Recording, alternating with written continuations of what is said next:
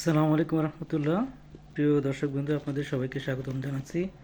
আজকে একটা ছোট্ট বিষয় নিয়ে কথা বললাম। ঢাকা ৮ আসনে রিকশাওয়ালা সুজনকে এনসিপি থেকে মনোনয়ন দেওয়া হয়েছে। দেখি আমাদের বহু ভাই বোন এটা নিয়ে খুবই চিন্তিত হয়ে পড়ছেন যে একজন রিকশাওয়ালা কীভাবে পার্লামেন্ট মেম্বার হয়।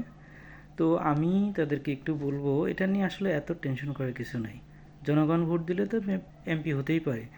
বাংলাদেশে আমরা দেখেছি এর আগে পার্লামেন্টে কাজের বুয়া এমপি হয়েছেন, নর্তকী এমপি হয়েছেন, সংসদে বসে বাংলা বিলও সে পড়তে পারে না দেখে দেখে।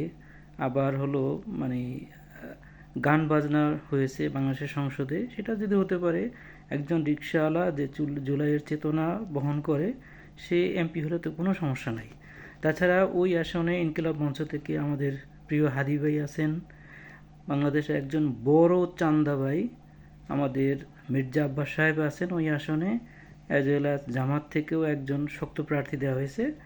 জনগণ ওখানকার ভোটার যারা, তারা যে কোনো একজনকে ভোট দিতে পারেন। সুজন সাহেবকেও দিতে পারেন, চান্দা ভাইকেও দিতে পারেন, জামাতের প্রার্থীকেও দিতে পারেন। আর হাদি ভাই তো অলরেডি অনেক পপুলার ওই আসনের প্রার্থীদের ভিতরে।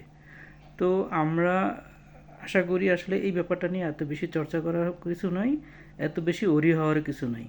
যদি জনগণ চায়, একজন রিকশাওয়ালাকেও ভোট দিতে পারে। আমাদের পাশের দেশ, আমাদের প্রতিবেশী দেশ রেন্ডিয়া, সেখানকার এমপি কিন্তু এমপি হলেন, সেখান থেকে তিনি গুজরাটের মুখ্যমন্ত্রী হলেন, সর্বশেষ তিনি গত বেশ 2-3টা টার্ম ধরে ভারতের প্রধানমন্ত্রীতে আসে। তো নরেন্দ্র মোদী সাহেব যদি চায়ের দোকানদার থেকে দেশের প্রধানমন্ত্রী হতে পারে, তাহলে সুজন সাহেব, তিনি একজন জুলাইয়ের চেতনাধারী এবং স্বাধীনতার পক্ষের মানুষ, তিনি এমপি হলে কোনো সমস্যা নেই। সো যদি হয়েই যায় এমপি, আপনারা স্বাগতম জানাবেন। ধন্যবাদ সবাইকে, কেউ কষ্ট নেবেন না। আল্লাহ হাফেজ।